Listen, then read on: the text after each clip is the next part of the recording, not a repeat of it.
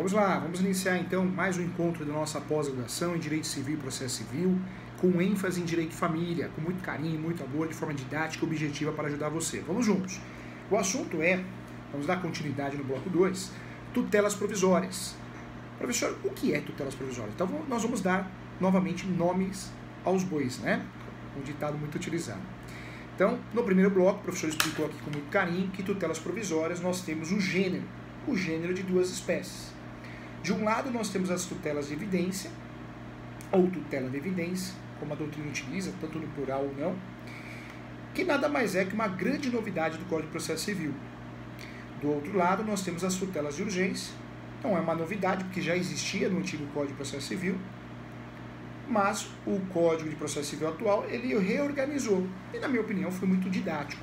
Foi didático na escolha do nome, tutelas provisórias, porque tutela quer dizer pedido, provisório, ou quer dizer provisório, o próprio nome já diz. Isso facilita para que não erramos o recurso, porque das decisões interlocutórias e das decisões de tutela provisória, cabe sim o recurso de agravo de instrumento. Das decisões definitivas, nós vamos pensar no recurso de apelação, definitivas com resolução de mérito ou sem resolução de mérito. Então esse nome, tutelas provisórias, na minha opinião, ele é muito didático. O código foi muito assertivo escolhendo essa nomenclatura, porque nos remete ao agravo de instrumento, que é o recurso cabível contra essas decisões interlocutórias, essas decisões provisórias. Volto a falar, tutelas provisórias é o gênero, então, de duas espécies. Vamos classificar número 1 e número 2. Qual que é a espécie 1? Tutela de evidência. Grande novidade do Código de Processo Civil. Espécie 2, tutelas provisórias, chamadas tutelas de urgência. Quando nós falamos de tutelas de urgência, estamos falando de uma tutela já mais antiga, né, gente? Mais antiga, muito bem estudada lá na graduação, ainda no Código Antigo. Duas tutelas nós temos, tutela de evidência, tutela de urgência. Vamos deixar a tutela de urgência de lado, nós voltamos daqui a pouquinho nela. Vamos voltar na tutela de evidência. Tutela de evidência é uma situação real onde o judiciário antecipa o julgamento. Apesar da doutrina, muitas vezes não usar esse termo, antecipar o julgamento, mas é o que acontece na prática. Dessa forma fica muito didático. Professor Júlio, o que acontece quando o juiz aplica a tutela de evidência? Ele antecipou o julgamento. É isso que ele está fazendo. O juiz, a juíza, o judiciário, o poder judiciário. Claro que o advogado pode utilizar e deve utilizar como fundamentos, pode pedir a aplicação da tutela de evidência, mas quem aplica é o judiciário, né? E de certa forma antecipa o julgamento. A tutela de evidência poderá ser aplicada, nós conversamos sobre isso, em 4 situações. A primeira situação que o Poder Judiciário pode aplicar a tutela de evidência, e também pode ser solicitada, requerida pelo advogado, tanto do autor como do réu, é a situação da existência de súmula vinculante sobre o assunto. A segunda situação, IRDR, incidências e demandas repetitivas, ou IDR, incidências e demandas repetidas. Criamos um nominho bem didático para a gente guardar e explicar para o nosso cliente acertar em qualquer concurso público, que é a jurisprudência forte, jurisprudência pacificada. Terceiro motivo, então, que pode ser aplicado uma tutela de evidência. Terceiro motivo, casos que exista um contrato chamado contrato de depósito. O estacionamento guardado dentro de um carro, um caminhão, uma moto guardada dentro do estacionamento é contrato de depósito. Quando eu utilizo os serviços de um boxer, para guardar bens, muito comum no Brasil hoje, principalmente em São Paulo, eu estou usando o contrato de depósito. É o terceiro motivo. Quarto e último motivo que pode ser aplicado à tutela de evidência. Quando existe um abuso de direito de resposta por parte do réu. O réu cria, o advogado do réu, né, representando o réu, cria diversos embaraços, imbróglios, para atrasar o processo. Marca audiência e não vai, junta documento que não é do processo, pede uma perícia que não tem lógica. Existindo sim evidências em relação a isso, pode também o judiciário aplicar a tutela de evidência. Tutela de evidência, então, é isso, hein? Lembrando que ela pode ser aplicada de forma parcial, em relação a um pedido ou alguns pedidos, ou de forma integral, resolvendo, solucionando o processo. Então, ponto importante. Deixa a tutela de evidência de um lado, voltamos aqui nessa revisão do primeiro bloco da tutela de urgência. A tutela de urgência continua o que existia antes, no antigo Código de Processo Civil. Nós temos duas tutelas de urgência. A medida cautelar, que nada mais é uma forma de proteger o pedido, é proteção e não satisfação. Eu posso pedir na medida cautelar a antecipação de uma perícia, a antecipação de uma audiência, a antecipação de um depoimento de uma testemunha, em virtude dela estar enferma, um bloqueio de uma conta, uma penhora, um gravame na matrícula de um imóvel, tudo isso é medida cautelar. Medida cautelar que eu posso fazer dentro da petição inicial ou antes. E depois eu tenho 30 dias para emendar. 30 dias para emendar. A tutela antecipada seria a segunda situação, seria o B, a medida cautelar. Tutela de urgência, A, medida cautelar. B, tutela antecipada. Tutela antecipada, antecipação do próprio pedido. Antecipação do próprio pedido. Nós usamos a tutela antecipada, satisfação, satisfativa, é o próprio pedido antecipado. Também uma decisão provisória, tanto da medida cautelar como da tutela antecipada, também o recurso cabível é o recurso de apelação, que inclusive o CPC mudou o prazo, 15 dias, não mais 10, hein? 15 dias. Vale a pena lembrar que agravo de instrumento, retificando aqui, agravo de instrumento, nós estamos falando então, sim, de um recurso de 15 dias. O prazo do recurso de agravo de instrumento foi unificado, é o mesmo prazo do recurso de apelação, 15 dias. Não há mais que se falar em 10 dias, que isso é do antigo código. Então, ponto relevante, ponto importante. Na verdade, todos os recursos foram unificados, né, gente? Tanto o recurso especial, extraordinário, o recurso de apelação, o recurso de agravo de instrumento, o único recurso, né? Mas a parte da doutrina entende que nem recurso é o embargo de declaração, que continua sendo 5 dias, mas é um outro objetivo, é juízo de retratação, em virtude da decisão omissa, obscura, contraditória, então tem um outro objetivo. Mas recurso de verdade, embargos é estudado entre os recursos, mas os recursos que têm o efeito de reformar a nulidade, criar a nulidade, nós estamos falando assim de um recurso com prazo unificado hoje com o atual CPC, 15 dias. Diante disso, não dá para errar mais, hein? Não dá para errar mais. Professor, fui contratado para fazer uma ação de obrigação de fazer contra o plano de saúde. É medida cautelar ou antecipação de tutela? Depende. O que você quer? Eu quero a antecipação da cirurgia. Tutela antecipada. Porque o seu pedido principal não é tutela antecipada? Então, tutela antecipada. Não, eu quero a antecipação de uma perícia. Medida cautelar. Pode usar, inclusive, as duas. Cuidado, tá? Para não confundir mais, nunca mais na sua vida. Combinado? Isso para a vida prática, para concurso, para tudo. Em relação a honorários, existe uma discussão. Professor, essas ações que tenham tutelas, quais são os honorários? Na verdade, uma medida cautelar hoje ela é tabelada pela tabela da OAB o valor mínimo. Não existe o valor máximo, mas tem o valor mínimo. Então, isso deve ser levado em consideração. Nas tutelas antecipadas, existe sim um valor de mercado de um acréscimo de 20% a 30%, porque existe um pedido liminar de tutela antecipada. Então, ponto importante, isso enxergando com o olhar da advocacia prática, tá? O objeto de estudo, então, a fundamentação, gente, vai aparecer as tutelas provisórias no artigo 294. A partir do artigo 294. O que diz o 294? É o artigo que traz o conceito das tutelas provisórias, tá? Nós temos o costume, eu uso até nos meus livros, tutelas provisórias, porque são várias. Eu entendo que o termo correto está no plural, mas o código fala em tutela provisória, tá? Então é importante aqui. Olha o que diz o artigo 294. A tutela provisória pode fundamentar-se em urgência ou evidência. Então, a resposta de quantas tutelas provisórias existem, professor Júlio, está aqui. A evidência, novidade, você já sabe que é uma forma de antecipação de julgamento, 4 motivos taxativos que o judiciário pode antecipar o julgamento, parcial ou integral, é a primeira. E a segunda é a tutela de urgência, na medida cautelar, que eu tenho que emendar a inicial em até 30 dias, ou na tutela antecipada. Cuidado, tá? Na tutela antecipada, nós podemos também, assim como acontece na medida cautelar, utilizá-la de forma antecedente ou incidental.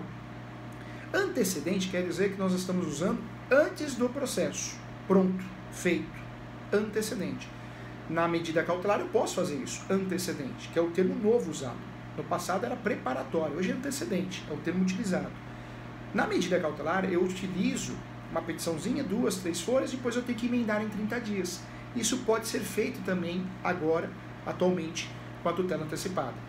Na tutela antecipada eu posso, só que o prazo de emenda não é de 30 dias, é de 15. Então guarde isso, que isso é cobrado em vários concursos públicos e isso é um tema que nós erramos na prática da advocacia.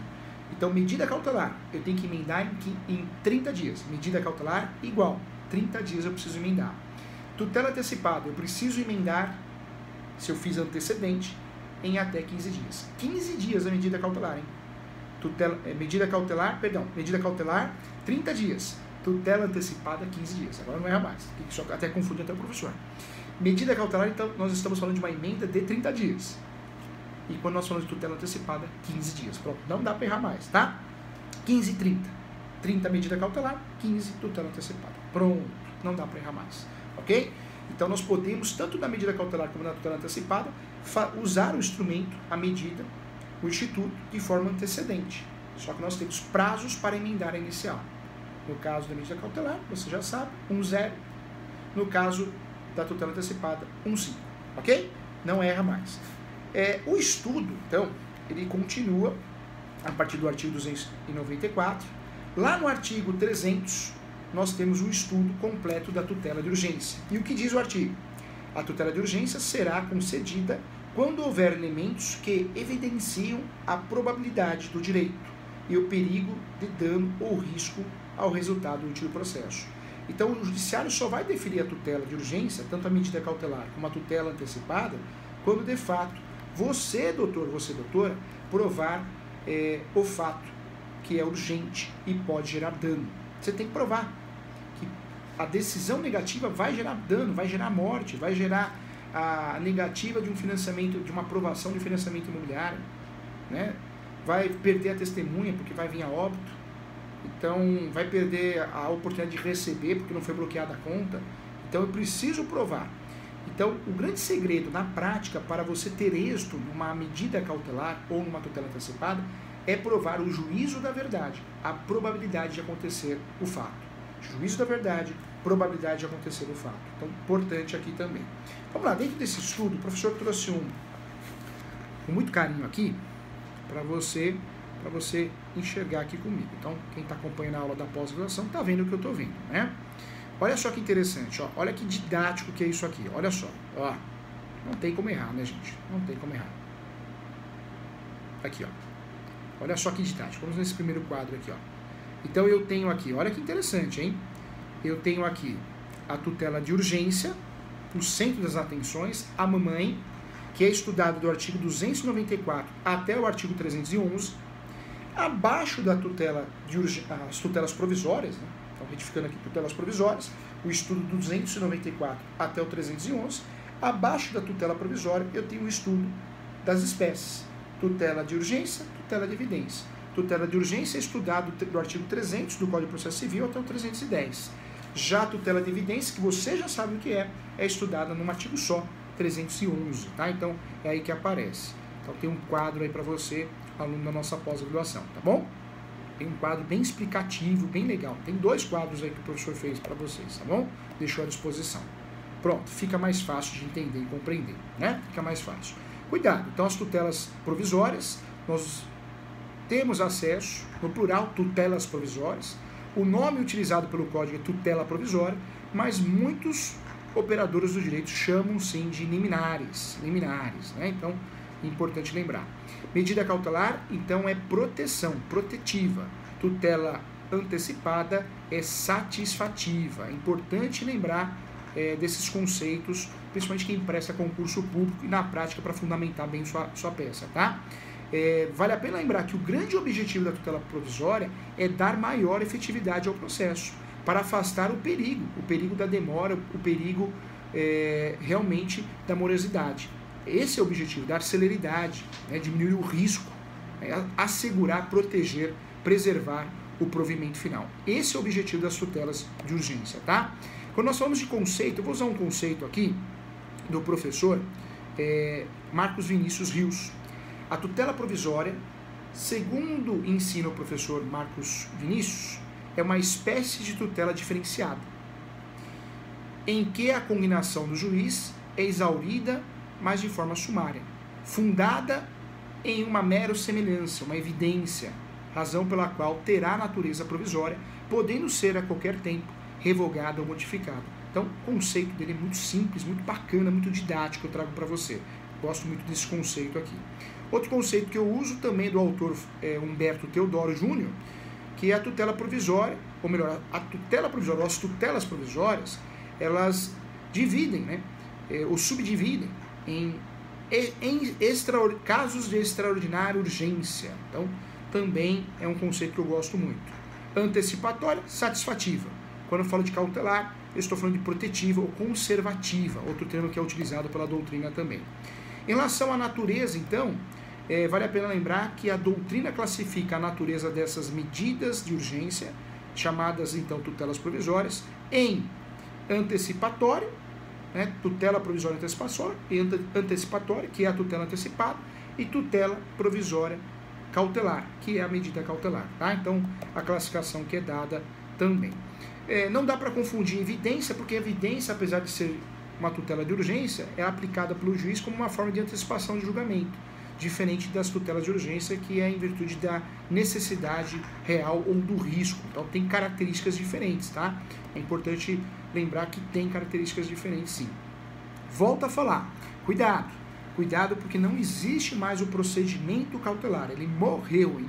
Hoje, atualmente, nós temos somente o procedimento comum, especial e de execução. Então, o recolhimento numa medida cautelar ou numa tutela antecipada, ele ocorre juntamente com o próprio pedido, vamos chamar de principal, que não existe mais processo principal, o pedido objeto da ação, o pedido definitivo, tá bom? Muitos doutrinadores defendem, então, que nós temos como requerer, né?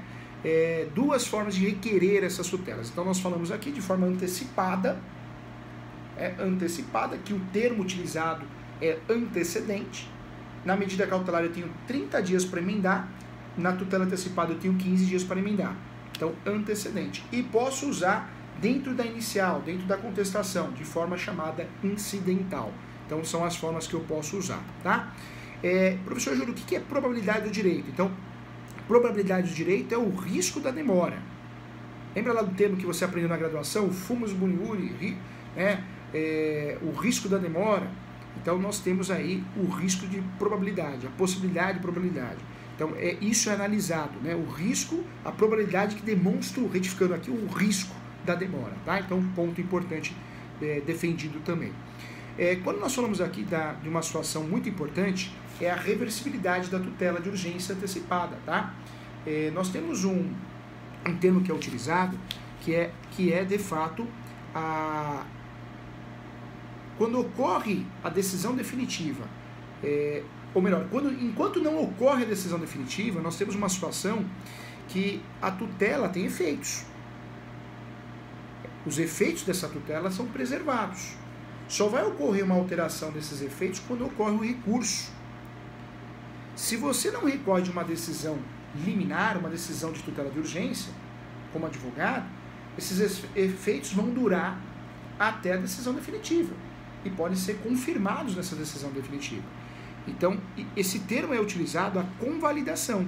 Quando a decisão definitiva ela segue a decisão de tutela, ela mantém, um exemplo, ocorre a chamada convalidação da tutela de urgência. Então, um termo muito utilizado, também cobrado em concurso. Outro termo que é utilizado para a gente poder, de fato, aprofundar o assunto é a reversibilidade da tutela provisória de urgência antecipada. Então, esses efeitos são passíveis de reversão. Tá? A doutrina majoritária e a jurisprudência entende que, claro, é passível de reversão em virtude do recurso de agravo de instrumento, que pode revogar e também cessar a eficácia da tutela concedida. Então, existe sim o efeito no Brasil, pelo menos no processo civil brasileiro, o efeito da reversibilidade da tutela provisória de urgência em virtude do recurso que vai revogar ou vai cassar a decisão. Tá? Então, vai retornar ao status quo, chamado status quo. Então, isso também está pacificado por vários doutrinadores, entre eles Fred Didier, o professor também como doutrinador também defende, e é algo notório nos processos na prática.